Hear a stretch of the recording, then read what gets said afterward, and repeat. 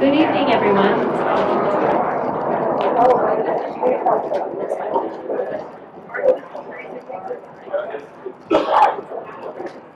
We're going to start our memorial event at this moment.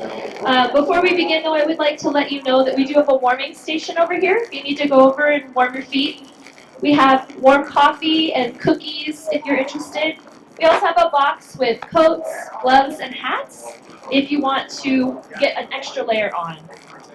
As we begin the Homeless Persons Memorial, I would like to start our proceedings by introducing Kevin Kickenwoman, who's a member of the Blackfeet tribe, to perform an honor song. Kevin?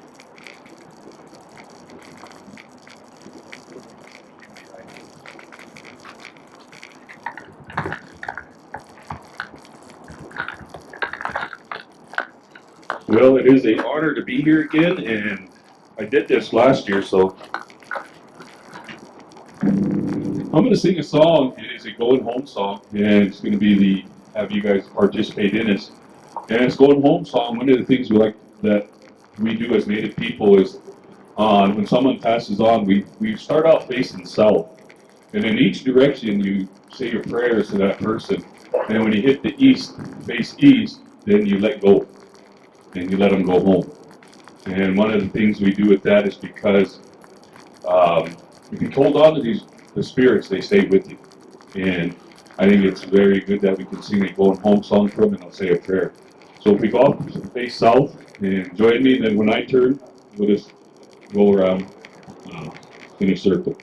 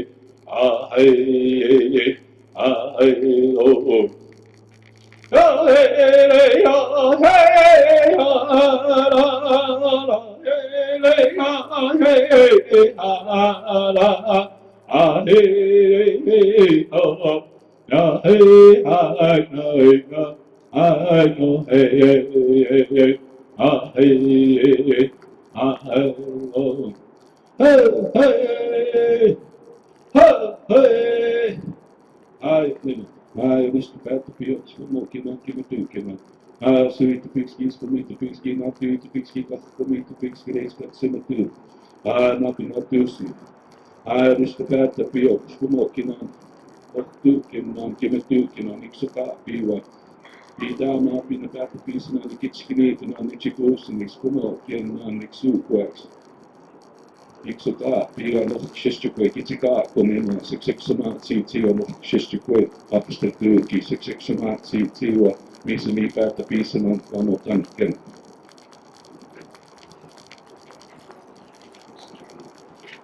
Thank you, Kevin.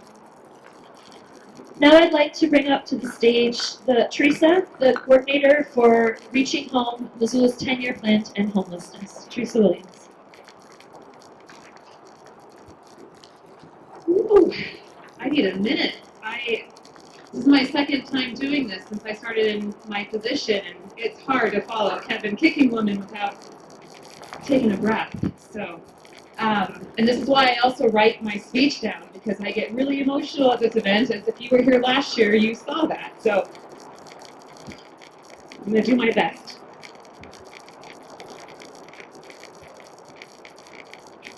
So we are gathered here tonight to remember those that were experiencing homelessness and passed away in our community.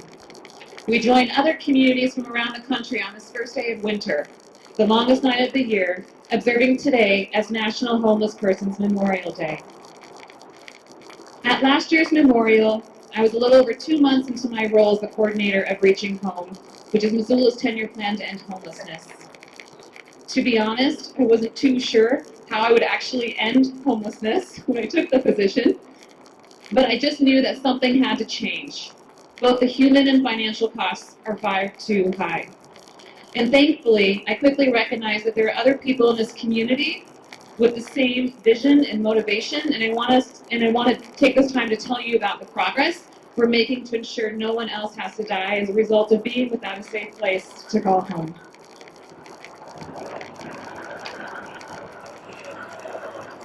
Earlier this year, the homeless housing providers took a step back and reflected on why we weren't ending homelessness for those that have been in our shelters and on our streets the longest. What barriers did our system have in place that kept people from accessing housing? We recognized that the system was difficult to navigate. It wasn't low barrier, and it was built on luck, being at the right place at the right time for the voucher or the subsidy.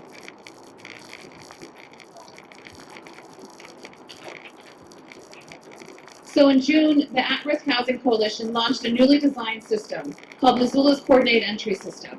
And one of our first tasks in this process was to actually define what it meant to end homelessness. So here's what we came up with.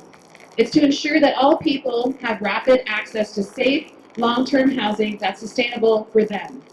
That we have a system that ensures homelessness is rare, brief, and non-recurring. We're mindful that this doesn't mean that no one will ever experience a housing crisis in our community again. It means we have a system in place that responds rapidly and best matches people to housing interventions that meet their needs. One of the strategies that we implemented is that we have started targeting our limited housing resources to those that are the most in need, those that are most likely to die on our streets if we do not provide housing.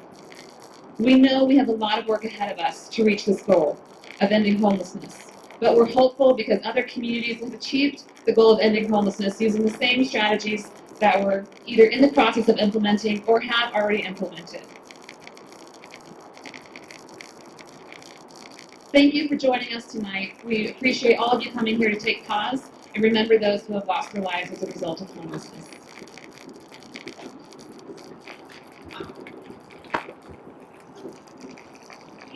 Thank you, Teresa. If everyone wants to take a little step forward, let's get a little cozier for our event. Be careful of the cameras, please, but get a little cozier here. Now I would like to introduce our mayor, John Engen, who is instrumental in creating the 10-year plan to end homelessness and continues to vigorously support our efforts to ensure that homelessness is prevented whenever possible, and when it cannot be prevented, is rare, brief, and non-recurring. Mayor Engen? Thank you very much. Now that you all moved forward and can see me, you may want to step back. I would understand completely. I get a lot of that. So, if you are homeless, I think of you particularly on a night like this when I'm at home and a fireplace is on and a dog is on my lap and I'm still a little bit cold. I think what it must be like not to have a place to be that's warm, not to have a place that's safe, not to have hope that tomorrow at least you'll be in that place that's warm and safe. Not knowing day after day, not knowing night after night where home is or if it even exists. You're on my mind.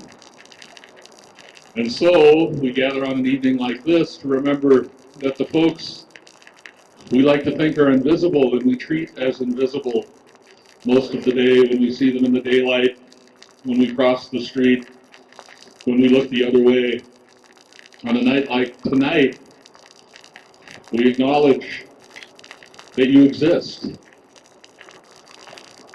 And we acknowledge our responsibility to you as compassionate, decent human beings, brothers and sisters, friends and neighbors, family. We have an obligation to you. And in Missoula, Montana, we will not rest until you know where that home is. Tonight, the next night, and the night after that. Thank you all for being here. Thank you, Mayor Engen. Next, I would like to introduce County Commissioner Dave Strohmeyer. In addition to a city proclamation to begin this, to mark December 21st as our Homeless Persons Memorial Day, we're also very proud to have a county proclamation of this Homeless Persons Memorial Day. So with that, Dave Strohmeyer. Thank you.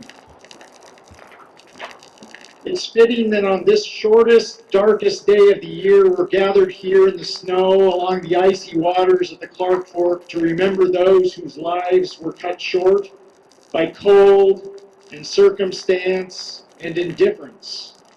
To remember the humanity of those who died and to look deep into our own souls for reasons why our brothers and sisters lack basic shelter. Earlier this week, I participated in a meeting where we discussed the Montana Department of Transportation's Vision Zero initiative, aimed at reducing the number of traffic fatalities and serious injuries in Montana to zero. The irony did not escape me that we need a similar mindset across Big Sky country and this nation to reduce to zero the number of fatalities and suffering that result from lack of shelter. Missoula's 10-year plan to end homelessness is a step in that direction. But there's a question even more basic that we must continually wrestle with, and that underlies all public policy. Do we, those of us here tonight, have the moral courage and empathy to reach out to those in need, or do we succumb to the temptation to judge and blame and insulate ourselves with indifference? Has the accumulation of wealth made us callous or blind to the circumstances beyond our control that shaped our lives and that shaped the lives of others? And that the lives of others are every bit as complex as our own? Do the bootstraps that some say the homeless should pull themselves up by keep getting longer and longer? While tonight is dark and cold, it's also a season of light and hope. Can we on this night rise to the challenge of unconditional love and care and acceptance, to feed the hungry and to clothe the naked? A favorite 19th century benediction of mine goes something like this: life is short, and there is too little time to gladden the hearts of those who walked away with us. So be swift to love and make haste to be kind. May we on this night honor those who have died without a home by looking deeply into our own souls and mustering the love and kindness to ignite hope. Indeed, life is short and the night is long, but individually and collectively, we have the ability to make a difference. Thank you. Thank you, Commissioner Strohmeyer. Please welcome Lori Harris of the United Way and Michael Moore, the former coordinator for Reaching Home, Missoula's 10-year plan to end homelessness, as they perform Goodbye, My Friend.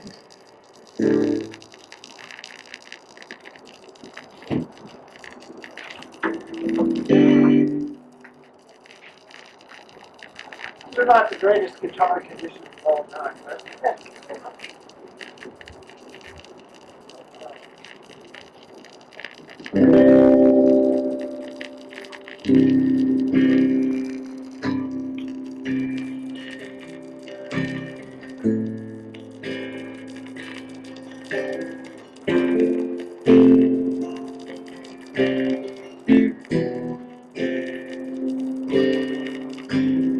Oh, we never know where life will take us. No, it's just a ride on the wheel. And we never know when God will shake us. And we wonder how it will feel. So goodbye, my friend. No, we'll never see you again. But the time together through all the years will take away these tears. It's okay now.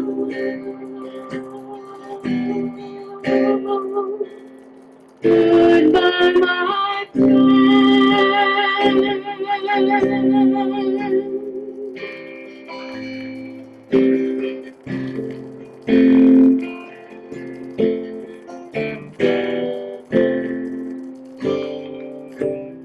Did a lot of things that made me crazy, but I guess I held on to you.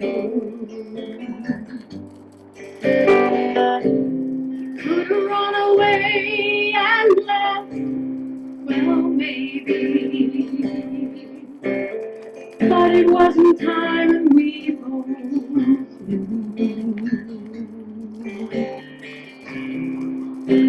So goodbye, my friend. No, I'll never see you again. But the love you gave me through all the years will take away my tears. I'm okay now. Goodbye, my friend. Life's so fragile, the love's so pure. We can't hold on, but we try. We watch how quickly it disappears. And we never know why. I'm okay now.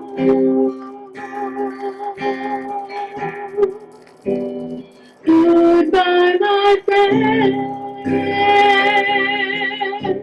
A life so fragile, a love so pure. We can't hold on, but we try. We watch how quickly it disappears. And we never know why. I'm okay now.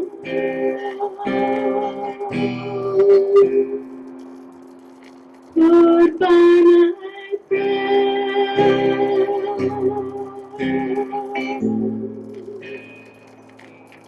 You can go now.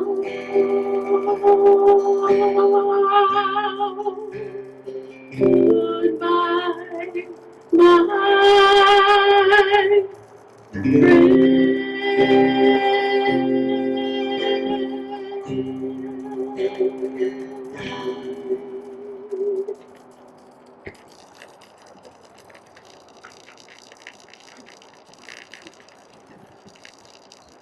Thank you, Lori and Michael. That was a beautiful tribute.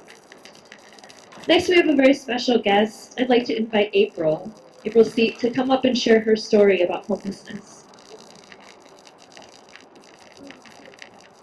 I don't know if I'm cold or super nervous, but I first started using when I was 12 years old, and that lasted for about 25 years.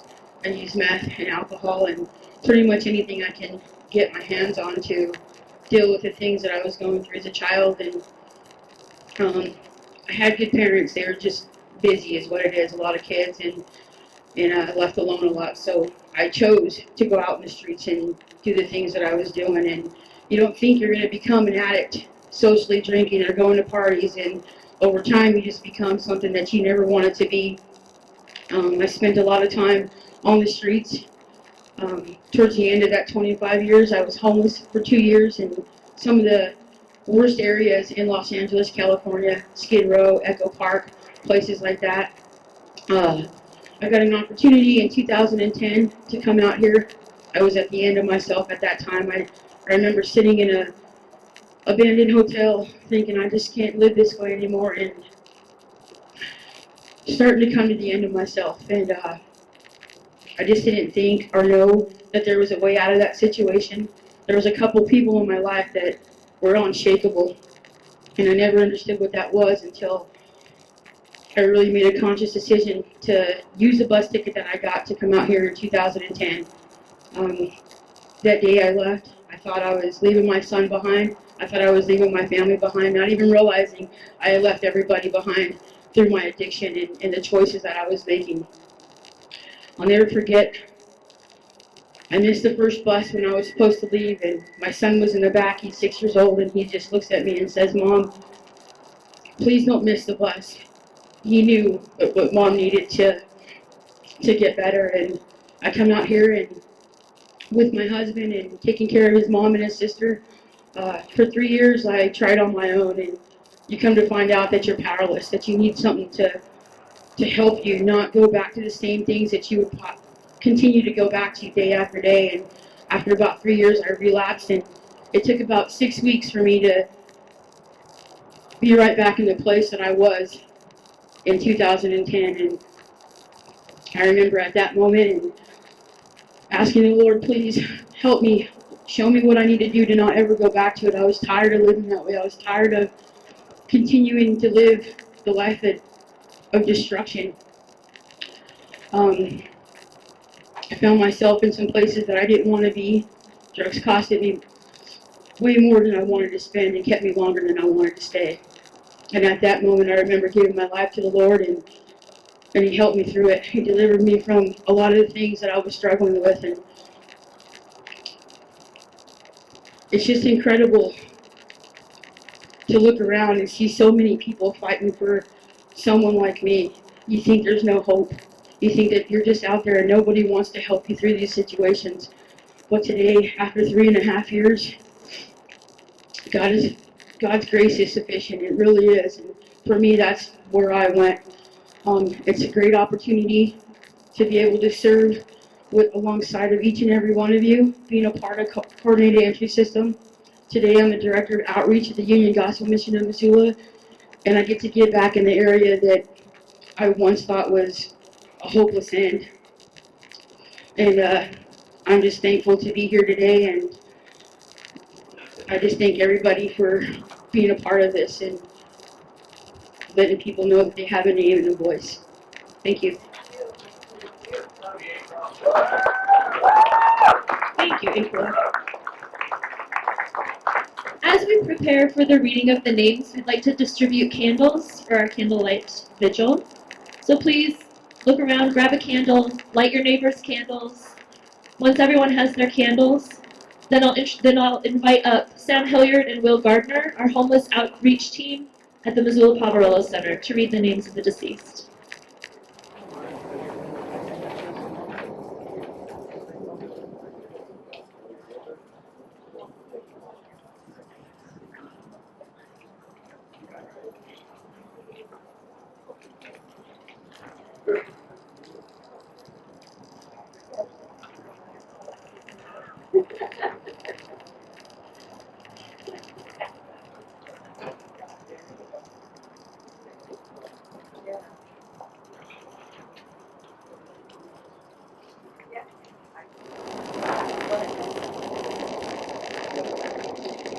Bruce Hill, Sean Cox, Valerie Plant, Anthony Walters, Mark Smith, Keith Robertson, Brad Kinsey, Donnie Barlow, John Jack Council III,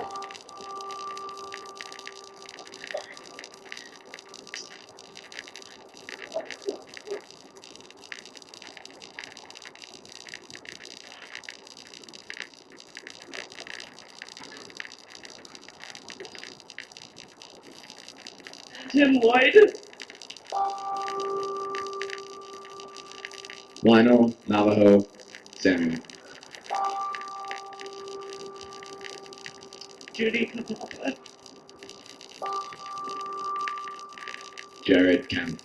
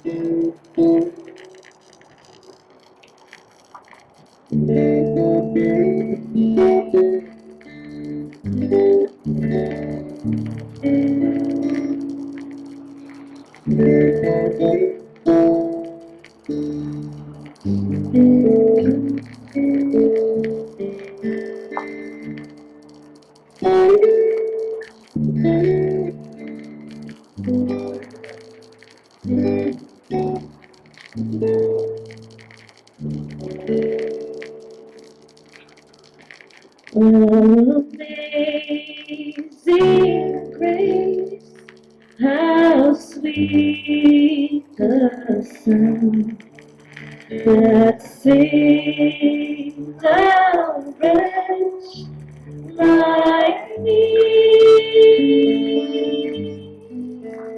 I once was lost, but now am found. Was blind, but now I see. 'Twas grace that taught my heart to fear, and grace my fears relieved. How precious did that grace appear, the hour I first believed. Through many dangers, toils, and snares, I have already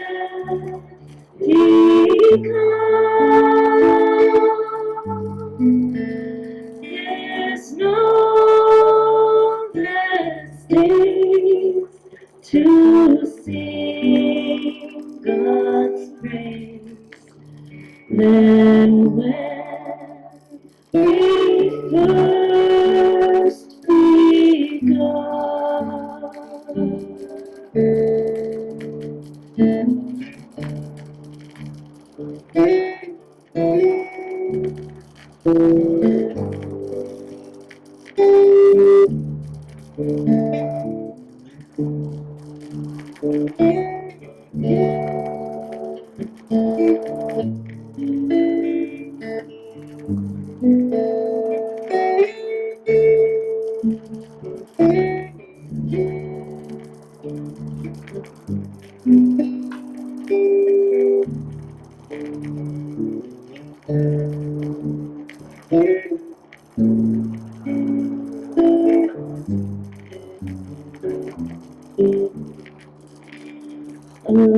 amazing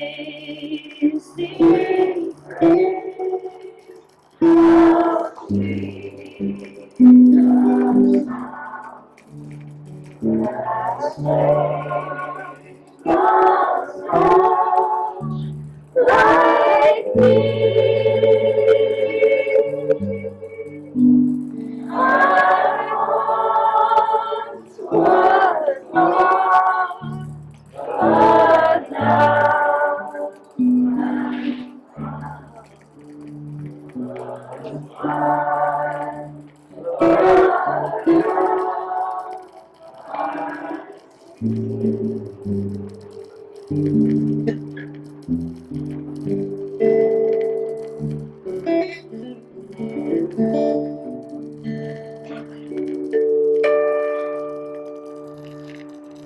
Thank you all for that.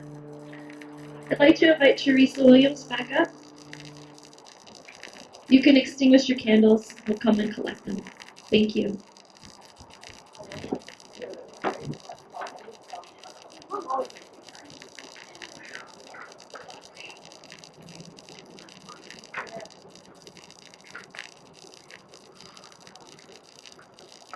So I'm supposed to talk about a call to action. I don't think I need to talk about that in front of this group. I think you guys are all here. You are called and you're here. So thank you so much. You know, the piece that I was going to say is a while ago, someone asked after I gave a presentation on, where we're at in the 10-year plan.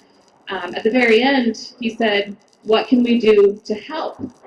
And I was frozen because no one ever asks that. What can I do to help? So I think just leaving here, and you guys are all helping, you're here. So I think just communicating that. There's so much stereotype, there's so many stigmas, so many myths about homelessness. We just need to make sure people are asking, what can I do to help? And whether that's volunteering, that's, donating, anything, clothing, warm clothes. We all know that the short-term solution is helping people survive, and the long-term solution is housing. So we just need to make sure that people outside of this Caras Park area are also helping and asking the question, what can I do to help? So thank you.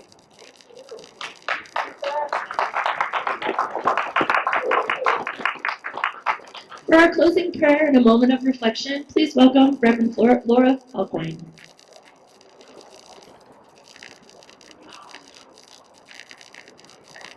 I would just echo a deep and heartfelt thank you for all of you. Those of you who are going home to houses, those of you who are going home to the POP, those of you who are brave enough to camp out in this kind of weather. Thank you for being here and for being family to each other tonight. I'm going to close us in prayer and with a bit of reflection, but I also want to assure you that I do not presume to pray for anyone else, and that you are welcome to pray or to meditate in any way that works for you. If you care to join me in prayer, let us pray.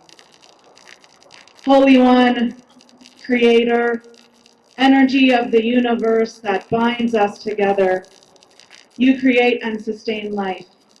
And tonight we gather to mourn the needless loss of life. Many faiths tell us that we are our brother and our sister's keeper, and that we are all one family.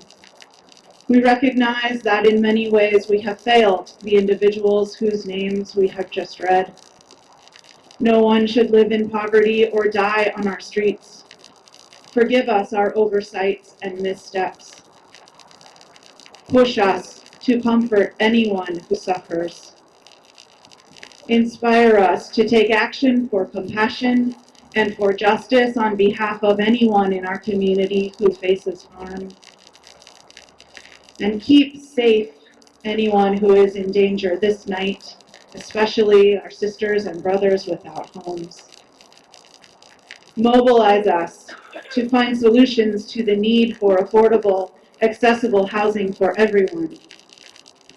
On this longest night of the year, as we join together to remember those we have lost, kindle a light of hope among us that is even brighter than all these candles we have just lit, so that we might have the courage to create a community where not one more neighbor dies for lack of housing.